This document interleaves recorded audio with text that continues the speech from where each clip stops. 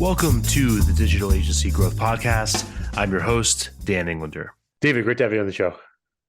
Thanks, Dan. Great to be here. Yeah, for sure. So you have a very interesting perspective in that you have sold a single agency 3 times. And I'm sure there's a lot that went into that and into selling 3Q and getting it from what you describe as like working at a coffee shop to, I think, 500 plus employees, if I have that right, or well into the thousands. How do you pull Yeah. something like that off? Yeah, I mean, that's kind of a loaded question. I mean, I guess there's two questions there. One is maybe how do you go from 0 to 500? The other was how do you go from Yeah. selling the agency 3 times? The 0 to 500 one is, I feel like I see there's all these like books and master classes and just kind of chatter online about how to grow your business to your agency to $1 million to $10 million, how to master sales secrets of a giant agency. And I think that for me, it really is a lot of basic blocking and tackling. It's simple things like just hiring people that are smarter than you, creating a culture where you look at long-term client success and not short-term revenue or profit gain. For me, one of the things that helped me a lot in growing the agency was creating thought leadership. So kind of like what you're doing with this podcast, but I really always tried to create content, whether it was in the form of a blog post or a speech or PowerPoint even, that was differentiated and advanced knowledge that I could share with people. So I think that helped us scale the business because people saw us as true experts. I think the other thing that helped us a lot was I always like this concept, which I did not invent, which says if you can't be number one in a category, create a category you can be number one in. And when I started the business, I said, I'm not going to be the number one agency. I'm not going to be the number one, probably not the number one digital marketing agency. It's possible I could become the number one search engine marketing agency, but it's definitely the case that I could become the number one search engine marketing agency that services Silicon Valley companies. And so I really sort of drilled in on a niche that I thought we could be number one in. And when you combine that with really good thought leadership, with a great culture of hiring people smarter than you and caring about customer success in the long term, it kind of all works out in a scaling business. And I mean, I've obviously simplified this into like a 3-minute answer, but I really don't think that I mean, you have to be good at all those things to be successful, but there's not any sort of super secret sauce. There's not some secret formula that I've locked away in a vault that says here's how to go from 0 to 500 employees. I mean, what I just kind of said in the last couple of minutes is pretty much the answer. And so hopefully that saves your listeners from spending $5,000 on a masterclass that's ultimately going to sell you the same thing, Yeah. same advice. In terms of how did I sell the business 3 times, I would say maybe in this instance, it's better to be lucky than good. There was definitely not a plan early on to have that much M&A activity.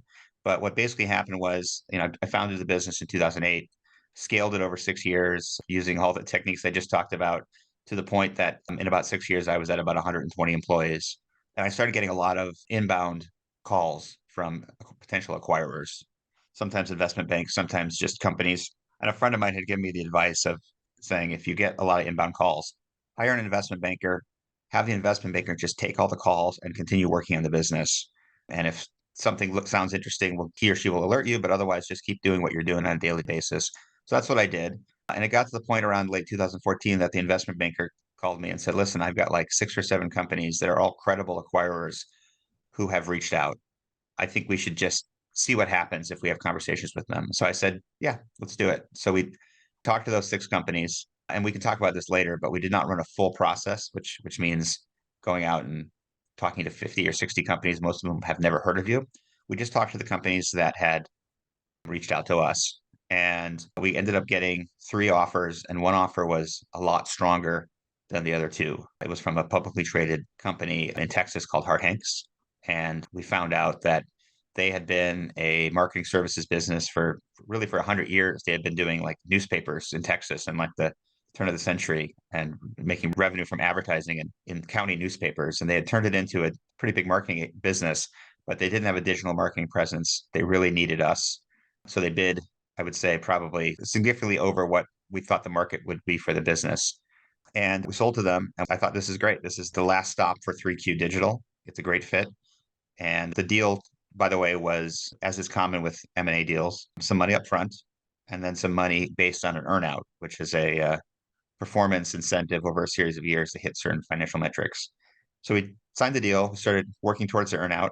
a couple of years into the earnout, which was a 3-year earnout, the company CEO came to me and said, can we modify the earnout? Can we have an extra year to pay you the earnout? Because we were on track to hit 100% of the earnout, which I'm not sure if they thought we were going to get or not, but we were. And we agreed to that. And then about 6 months after that, they said, hey, can we have another year maybe to pay you? And at that point, we were like, yeah, I mean, doesn't seem like it's going down the right path. So we had a lot of discussions with them, and they decided that the best outcome would be for them to sell us to someone else. So we had another investment banker, ran another sales process. Unfortunately, this time we didn't get really any credible offers. And we could talk about why that was the case. I mean, I think generally speaking, with M&A, you need to have sort of a lot of momentum and a lot of positivity around the business to get a deal done, because people are naturally skeptical. If something's for sale, I'm sure we've all done this as consumers. If someone's selling this house, there must be something wrong with it, right? So that's kind of what happened in this instance, that we were for sale, but people were like, why are they unloading this business after only owning it for 3 years? There must be something wrong. Didn't get any credible offers.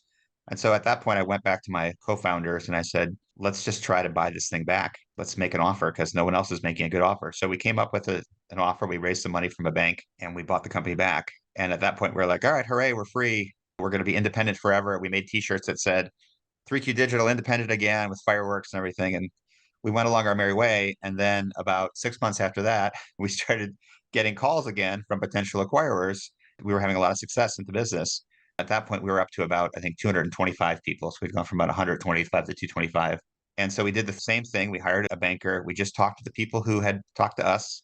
And again, we got a couple of offers that we thought were really, above what we thought we could get for the business, and that were also really strategic. So we ended up selling to two private equity companies out of Chicago. One was called PSP Partners, and the other is called Erie Street Capital. Hope I got their names right. And we started working with them on scaling the business. At some point, about maybe 3 to 6 months after we started working with them, I realized that the business had probably scaled beyond my expertise. We were approaching 300 people. We had offices. I think we had 11 offices in the U.S. as well as one in Singapore and in Ireland. We were managing about over $2 billion of media, mostly on Google for clients. And so I actually stepped aside and we brought in a professional CEO who was fantastic, who took us to even higher levels. And the new CEO, in addition to a new CFO we brought in and the new financiers, scaled the company to, as you mentioned, over 500 people.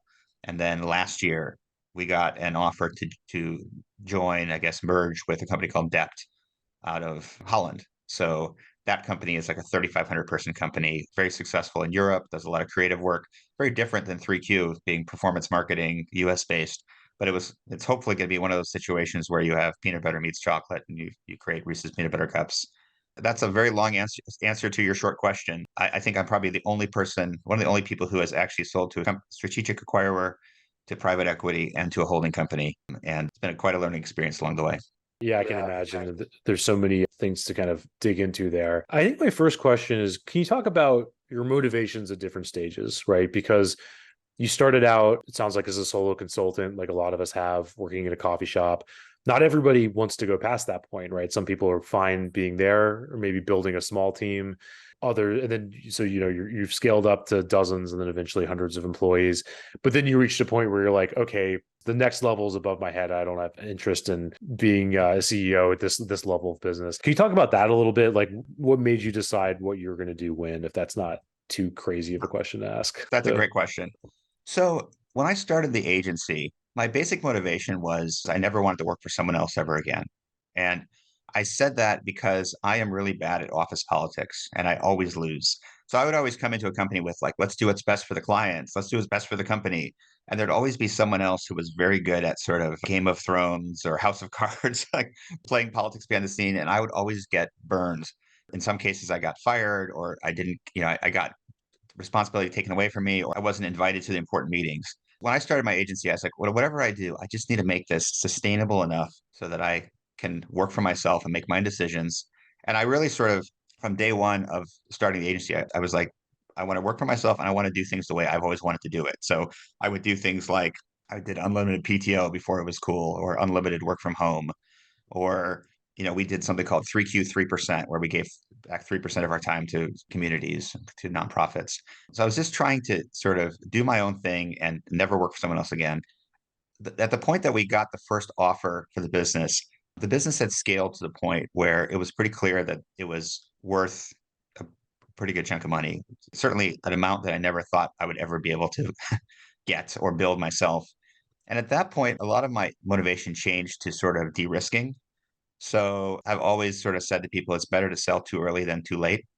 And psychologically, I felt like if I had an opportunity to sell the business for an amount that would be life-changing for my family, and I said no, and then the company went south, it would be something that would be burning at me my whole rest of my life. Now, to be clear, it wasn't all about the money because I was really concerned that whoever we sold to, it needed to be a sale that was right for clients, for employees, and for shareholders. But it certainly got to the point where I was sort of losing sleep over missing out on the opportunity. So that was the motivation the second time around. The third time around, I mean, I do think I was getting a little bit burnt out. And I do think, I guess the second time around, in 2019, when we sold to the private equity companies, I think I realized, and maybe I didn't realize it at the time, but I realized the adage, I think it's Marshall Goldsmith, I think that's his name, who said, "What got you here won't get you there." And, I really sort of came to the conclusion that when you think about founders of agencies or any business for that matter, there are stage agnostic leaders and stage specific leaders. And the stage specific leader is someone who's great at some level of the business's growth. Maybe it's 0 to 50 people, maybe it's 500 people to 1,000 people. But then somewhere at other parts of the business, they're not really the right person for that job. And a stage agnostic leader is someone who can literally take the company from 1 to 500 people and be as effective on day one as he or she is on year 15. And so I kind of came to the conclusion that I really enjoy and I'm good at building the business from 0 to 150, maybe 200. But as we got beyond that scale, I wasn't as interested. And frankly, I wasn't as good at running the company. So when we sold the second time, I was sort of looking a little bit for a life preserver, if you will. We sold to private equity folks who had a wide range of experience, ranging from running agencies to working at McKinsey to even being senior government officials in the US government. And I thought, these are the kind of people I need to sort of take us to the next level. And they did. I mean, in terms of our most important metrics, I mean, we had massive, massive improvements in metrics after we brought in the expert leadership and financial support. And after I sort of moved aside to more of an advisory role. So it's very different at every stage of the process, but it worked out. Yeah, that's interesting. I'd love to kind of dig into that a little bit more. Amazon kind of has their famous day one versus day two thinking, and their whole thing is about being entrepreneurial and always having day one thinking being the MO, even though, they're multi-billion dollar massive company and so on. How do you feel about that? So, like, how do the skill sets and the people need to change at that 500 person level where it's going into the McKinseys and government officials of the world? Like, what are they doing differently, and why does that matter at that stage? It's so different. I mean, I think in the early days of the business, typically most early stage businesses are dealing with startups or small companies. And in many cases, you're dealing with the founder of the client. And for this founder, every single dollar is make or break, do or die. Sort of like it could be like me. Like if I don't make this successful, I have to go back and work for the man, and I'm going to do everything in my power not to. And so at that early stage, you have to be incredibly responsive and scrappy and recognize that clients are going to come and go very quickly. Some are going to make it, some aren't. You're going to have all sorts of different personalities. Everyone's going to call you at 11 p.m. and expect that you get back to them by 11:15 p.m.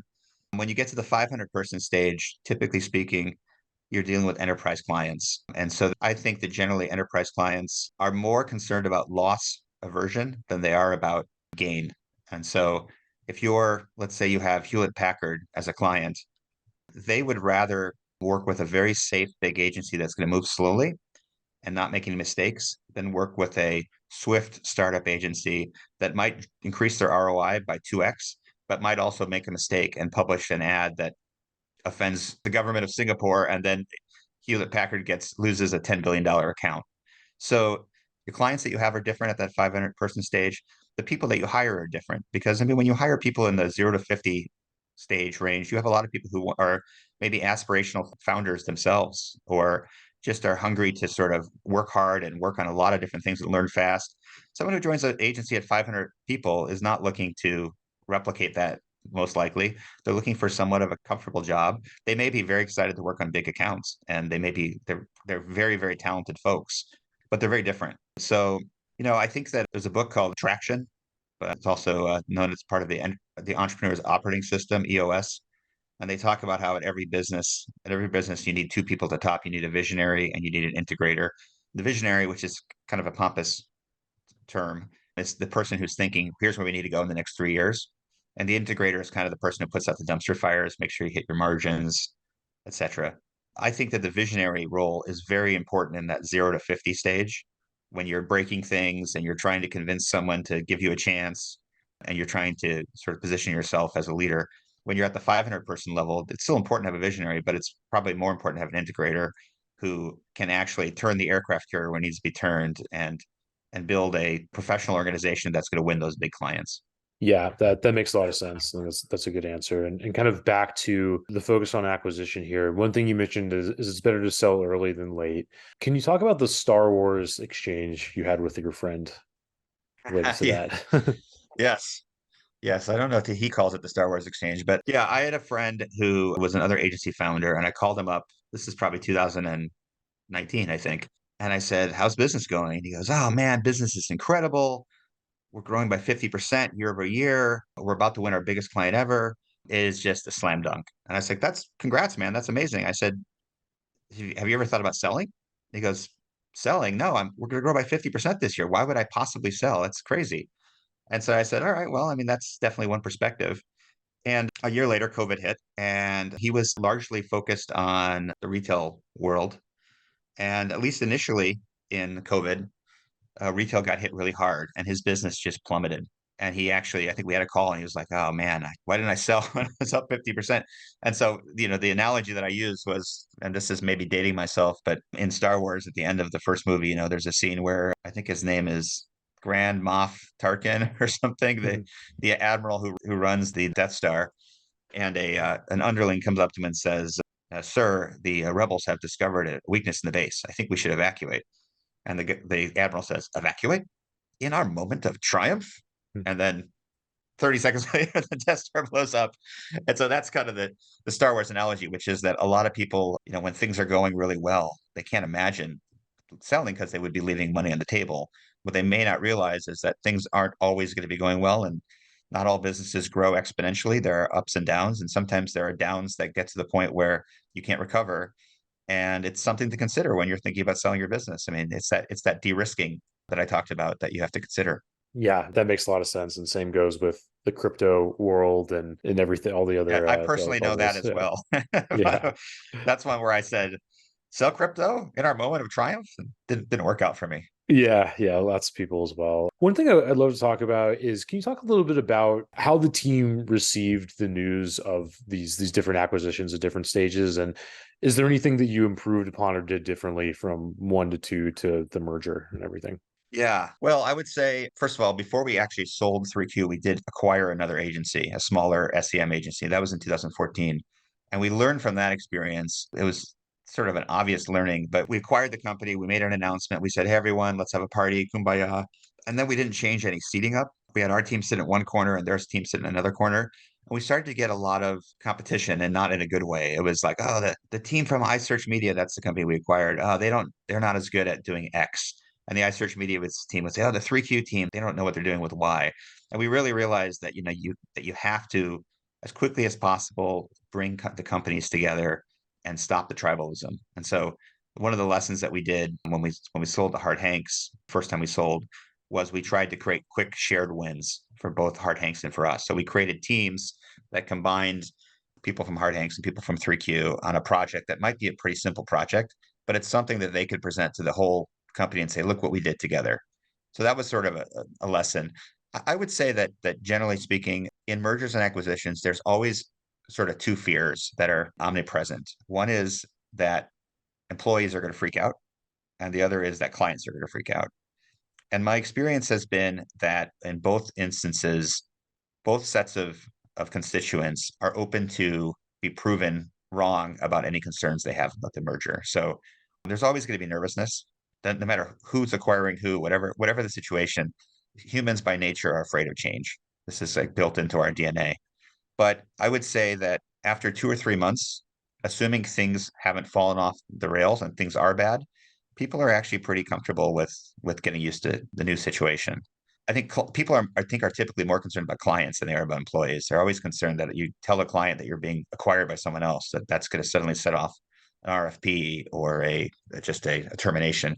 And most of the contracts that we sign, and probably most of the contracts that agencies that are listening to this sign, have a change of control provision in them, which says, in the event of a change of control, we as the client have the right to terminate this contract immediately. The bigger the client, the more likely that clause is going to be in there. But in my experience of having sold the company three times and having several hundred clients who had that ability to opt out, I don't think less than a 0.5%, did immediately. And maybe we lost some over time, but that was probably just because we weren't providing great results, not because they were just afraid of the change. So I think not panicking and sort of assuming, but I guess the other thing I'll say too is that, being very communicative is important as well. So whenever we did an acquisition, whether buying or selling, we would always have a town hall. We would walk through all the reasoning for why we did it. In the case where we were being acquired by someone else, we would bring in the acquirer to the town hall. We'd have that person speak. And then we would have a party afterwards where we'd go out for drinks. And, usually people would realize, oh, the guy's not as scary as he sounds. He seems like a nice guy. So that's also something that's important. Yeah, that makes a lot of sense. And it makes sense because if you're thinking about it from their standpoint, if the results are coming in, it doesn't really matter that much whose name is on the door. And if they're not, it's not going to fix anything either. So let's face it, building proposals is a pain for most agencies. It drains your time and energy, and the fear of putting in all that effort only to be ghosted by prospects is real. But what if I told you there's a better way? Introducing Smart Pricing Table, the game-changing interactive proposal software designed specifically for agencies like yours. Developed by a former agency owner, their powerful tool cuts down on the back and forth, incorporates upsells seamlessly, and lets you build proposals at lightning speed. No more grinding it out and leaving money on the table. It's time to create a repeatable system where your prospects can upsell themselves. Learn more at smartpricingtable.com/DAG and schedule a demo today. one thing I wanted to ask about is, can you talk about what hedonic adaptation has to do with selling your agency? Yeah, yeah, that's hedonic adaptation. I think is something I learned from the Science of Wellbeing course at Yale. That's really the most popular course on Coursera. And the concept is basically that I think it's psychologists who have studied people have realized that whatever change happens to you in your life, either something really good or something really bad, you kind of just naturally adjust back to sort of a normal feeling of whatever you're feeling is happiness or sadness. So, for example, if you win the lottery and you have an extra $1 billion, that's great for about 3 months, and then you kind of just get used to being a lottery winner. Similarly, if you have something terrible happen to you, if you have a loss of a loved one, maybe it takes longer than 3 months, but after a few months of grieving, you come back to your sort of normal state. And so, where that relates to the business world is they also call it the hedonic treadmill. There is a tendency to feel like it's whatever money that you have or success that you have, it's never enough. And you always, you might win a giant client and you feel like, oh my God, this is great. You celebrate, you go out and have a glass of champagne. And then 3 months later, you're just used to having that giant client. And when it comes to selling your business, where this can become relevant is you might have an offer for you, or when you start your business, you might say, you know what? If I sell my business someday for $5 million, I'm going to be so excited because that will give me enough money to retire comfortably and travel the world.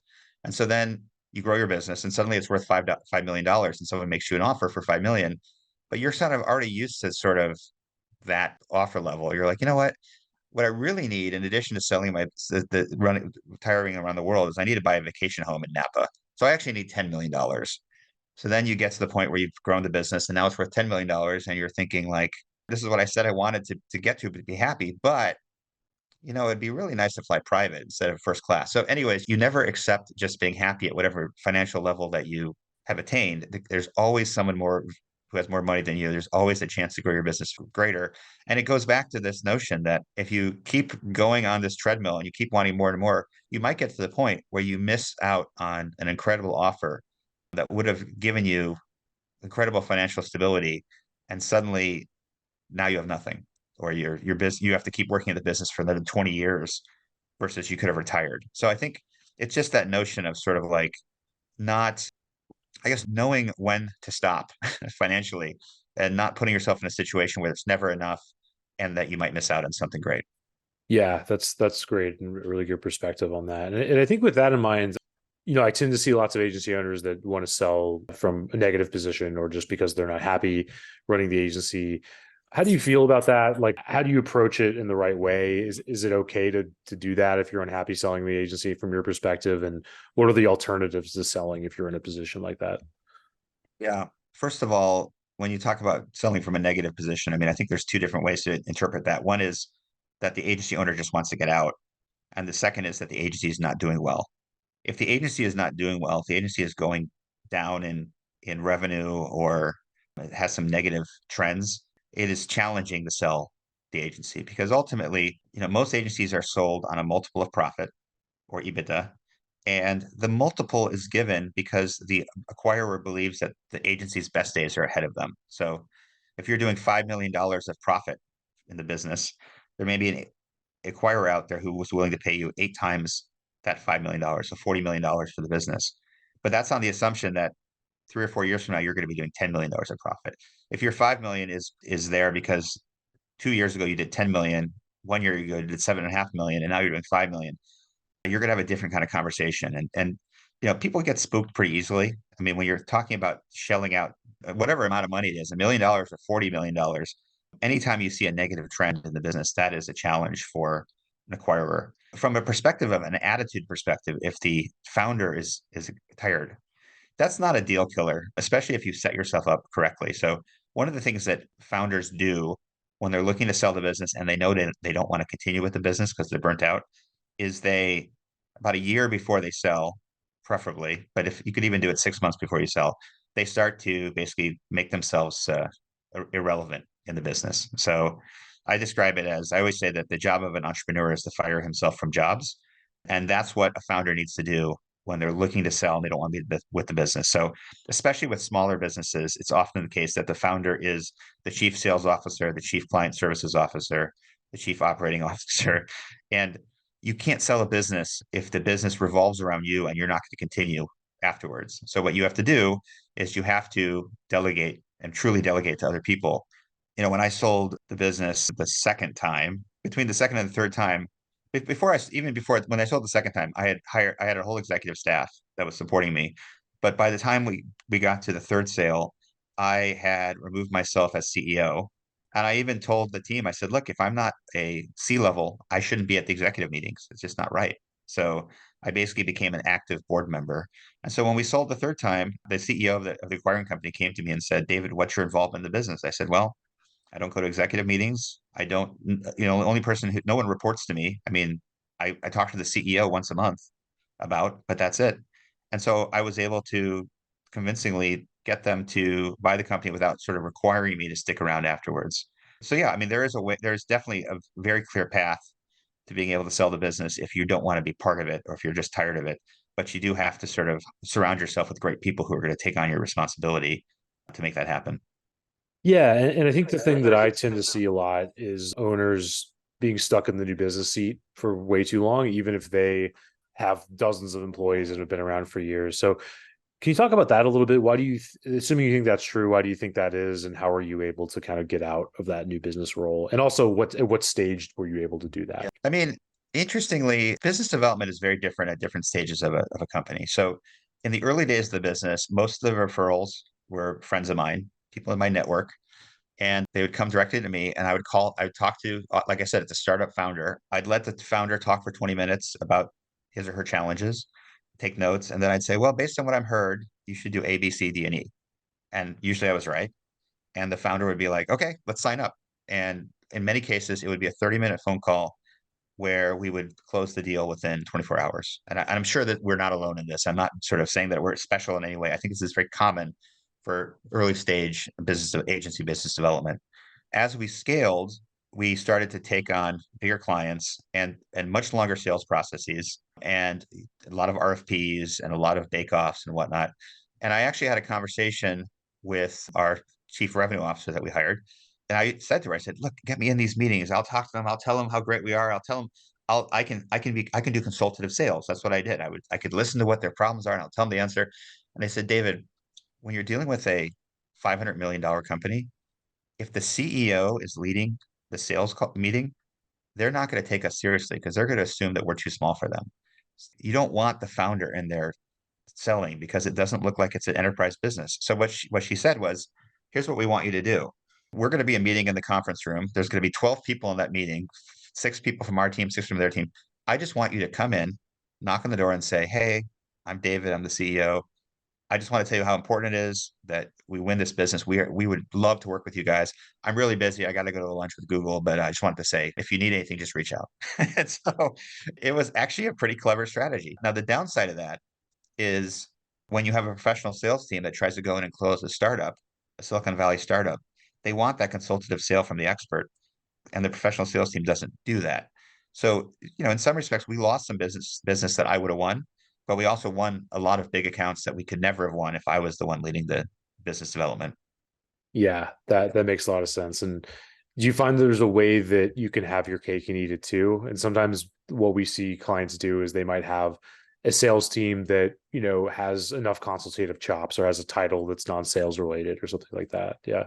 Almost everyone on our sales team had come from client services, so they were certainly very well qualified to speak strategically to clients. The other thing that we tried to do, and I wouldn't say that that I was great at this, but we tried to do, I think, what we called multi-level sales, and that's not to be confused with multi-level marketing, which is a Mhm. whole nother world. But Yeah. essentially, the idea would be the sales team, professional sales team, is pitching to the day-to-day contacts, the people who are going to be making most of the decision, but that someone like myself, if I can get connected to the CEO or the CMO who's not involved in the day-to-day, but just have a CEO to CEO conversation and just say, again, exactly what I said before, like, our teams are working on this deal. I would love to work with you guys. I just want to let you know if there's anything I can do, let me know. And so that was a way to sort of still have me involved, but have professional salespeople involved. And as I said, the professional salespeople, they were all experts. They were not just going through a PowerPoint and didn't know what the terms they were talking about meant. I mean, they could be sitting on the other side of the table making a decision as easily as selling. Yeah, it's almost like the CEO can be an arrow in their quiver as opposed to like an ingrained part of the process. So that all makes sense to me. One thing you talk a lot in the book is the role of the other party surrounding a deal, whether it's an M&A person, lawyers, et cetera, and how the incentives aren't always aligned. Can you talk about that a little? And also with the knowledge that incentives could be misaligned, how do you decide on the right M&A person or lawyer or whoever else is involved? How do you select for the right person in that role? Yeah, I mean, typically in an M&A deal, especially one that's of scale, so say more than a $10 million transaction, you have an M&A attorney team and an M&A advisory team or investment bank team. And the job of the investment banker is to herd the cats, so to speak, for the potential acquirers, but also create a lot of froth and get people excited and get people to make the maximum bid possible. The job of the attorney is mostly to negotiate the deal to make sure that you don't get screwed after the deal is done. The incentive of the investment banker, if you want to be sort of crass about it, is to sell your business as quickly as possible for as much as possible. But that sometimes becomes a little bit of a conflict because if you've read Freakonomics, there's this whole study that real estate agents sell their houses for more than they sell your house, because if the real estate agent sells your house for $10,000 more in terms of commission, they only get like $300 out of that. So there's not a lot of incentive. But for them, if they sold their house, that's $9,700. It's a lot more. So the investment bankers sort of have a same scenario. For them, if you get to $50 million versus $50.2 million, the difference in their transactional fee is very little. But for you, you might be like, that's an extra $200,000. I think we should fight for that. So there's a little bit of an adverse incentive there. They want to sell quickly. For the lawyers get paid by the hour. And so, there are some law firms that I think intentionally or unintentionally, you get on a call with them and there's 6 lawyers in the call and they're all charging $800 an hour. And that's a $4,800 call that you just did. And so in some cases, you kind of have to be a little bit vigilant to make sure that there's not over lawyering taking place. How do you combat these things? I mean, I think number one is to be very careful in interviewing all of your professionals that you're going to work with, and just make sure that you really feel like they're good people who are going to take care of you. Talk to references, preferably references that have not been given to you by the professional, but people that you've networked through. so that you can get a real honest opinion. With the law firm, I mean, I think a mistake that we made in one of our earlier deals was we were so focused on closing the deal that we weren't really paying attention to how they were billing us. And as a matter of fact, they weren't billing us. they were just collecting hours. And then at the end of the transaction, they came to me and said, "Okay, well, the fee is $550,000." And I was like, I was thinking it was going to be closer to a $250,000. What happened? And they said, "Well, number one, we raised our rates midway through." I was like, "Well, you didn't tell me that." And then we just spent a lot of time on the deal. And so, we negotiated and they gave me a little bit of a discount, but it was a huge mistake on my part to just sort of not pay attention to that. There are things you can do with the investment bankers that play around with incentives. I mean, one of the things that a lot of people debate is giving investment bankers an added payment if they sell the business for significantly more than what you thought it was worth. So what might happen is they might say, well, if we sell the business for $50 million, we get 2% of that, which is $1 million. However, anything over $60 million, we get 2.5%. And if we get over $100 million, we get 3%. And so I've never really believed in those incentives because at the end of the day, if you think about it, if you sell a business for 50 million at 2%, you get a million. If you sell it for 100 million, you get 2 million. So there's still $1 million incentive, regardless of whether you give people additional incentives there. But some people do that. And, if you believe that people are incentivized to work harder, if there's more of a return, then that could be a strategy that you could try. Yeah, that makes a lot of sense. And one thing that you talk about that I think was pretty poignant from the book is being in a group with other business owners that had sold, and how, let's just say, it didn't pan out exactly the way they thought it would, or they had kind of mixed feelings about it. So can you talk about exit angst? Like, what is that, and how do you see that playing out?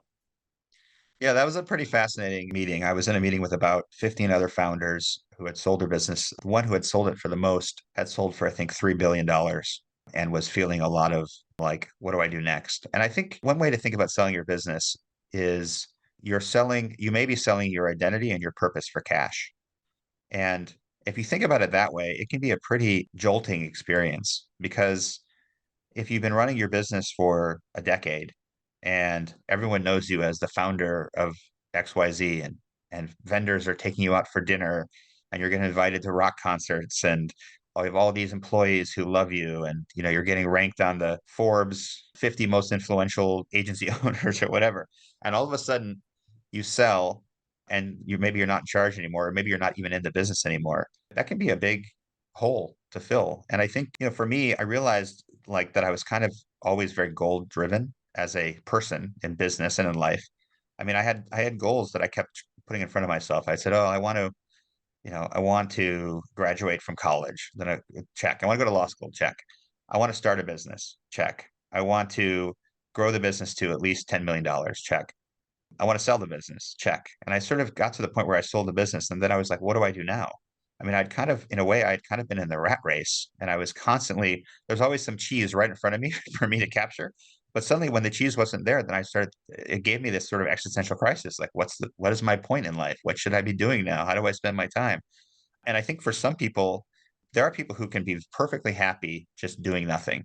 Someone gives them a check for $5 million and they buy a beach house in Tampa Bay, and they just water skiing every day.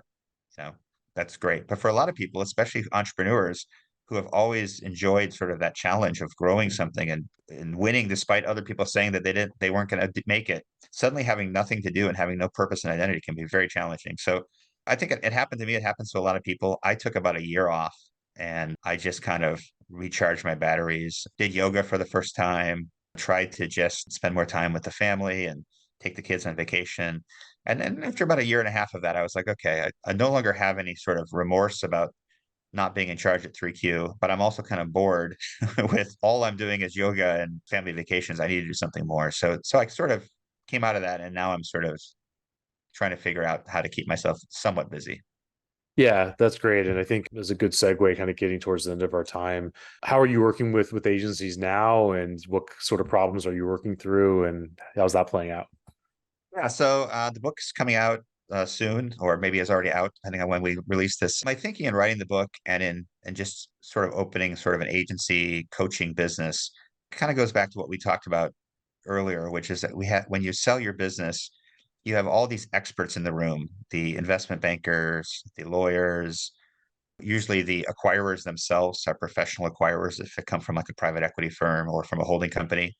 And the founder who is making a emotional and financial decision that's going to be one of the most important seminal decisions of their life is doing all of this for the first time and kind of has one arm behind their back because they don't have expertise. So I realized after the fact, if founders could have someone who was outside of the investment bank and the lawyer who was just an impartial sort of a co-pilot to just run ideas off and look at contractual terms and look at the deal that you're making with the investment banker and whatnot, and just be someone to be the founder whisperer, if you will. It would save that founder a ton of time. Hopefully, it would get them a better deal, and importantly, it would help them just sleep well at night, knowing that they're not making a horrible mistake in signing a particular document. So that's kind of what I've decided to start. I'm really just kind of trying to be someone that is going to be the helpful to founders and make sure that they can learn on my dime and hopefully get them a great deal and help them sleep easy when they sign the deal and then after the deal. Yeah, that's awesome. And with that in mind, where can people go to learn more and get in touch and so on? Yeah, so they can reach out to me at my new email address, which is david@agenticshift, AGENTICSHIFT.com. We're working on a website, agenticshift.com, the website. And I'll be doing probably some YouTube videos with some instructional segments as well that will be coming soon. You can check out, search Agentic Shift on YouTube in a couple of months and it should be there. That's great. We'll get all that linked up and hopefully do it again and kind of learn more about what you're seeing based on working with clients and everything like that, David. So thank you so much for your time. Really appreciate it. Thanks, Dan. It was fun.